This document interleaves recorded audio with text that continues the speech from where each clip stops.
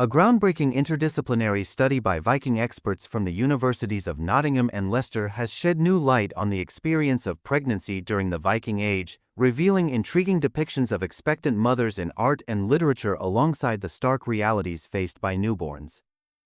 The research, titled Womb Politics, The Pregnant Body and Archaeologies of Absent and published in the Cambridge Archaeological Journal, represents the first focused examination of pregnancy in this historical period. Led by Dr. Marianne Hem Eriksson, Associate Professor of Archaeology at the University of Leicester, and Dr. Catherine Marie Ali, Assistant Professor in Viking Studies at the University of Nottingham, the study synthesizes multidisciplinary evidence, including Old Norse texts, a unique Viking Age figurine, and burial records. Dr. Ali's analysis of Old Norse sources, while acknowledging the later dating of surviving manuscripts, uncovered evocative terms for pregnancy such as belly full, unlight, and to walk not a woman alone. These linguistic clues offer glimpses into how pregnancy might have been conceptualized in the Viking Age. Intriguingly, some sagas depict pregnant women in assertive and even martial contexts.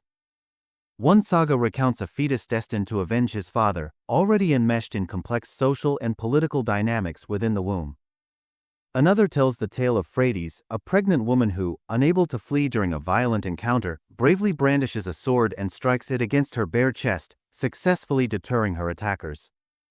Dr. Ali notes the significance of a singular silver figurine depicting a pregnant woman wearing what appears to be a helmet with a nose guard. While we are careful not to present simplified narratives about pregnant warrior women, we must acknowledge that at least in art and stories, ideas were circulating about pregnant women with martial equipment, she states. These are not passive or pacified pregnant bodies. Pendant showing the only known Viking Age depiction of a pregnant body. The artifact was found in a 10th century Swedish burial for a woman, buried with a rich and varied artifacts assemblage as well as animals. One interpretation is that she was a CRS ritual specialist. The study also highlights a curious absence of direct references to pregnancy in the archaeological record. Despite the high estimated rates of obstetric death during the Viking Age, potential mother-infant burials are exceptionally rare among thousands of excavated sites. Furthermore, infants are generally underrepresented in Viking Age burials, with some appearing in domestic contexts, leaving the fate and burial practices for many newborns largely unknown. Dr. Eriksson emphasizes the broader political implications of their findings. He adverges on the banal to say, but pregnancy is an absolute necessity for all forms of reproduction, demographic, social, economic, political, she explains. Questions such as whether a pregnant body is one or two, how kinship works, or when personhood begins, are not devoid of politics, and we don't have to look very far into our contemporary world to recognize that. The research further points to legal regulations that viewed pregnancy as a defect in enslaved women and considered children born to subordinate populations as the property of their owners.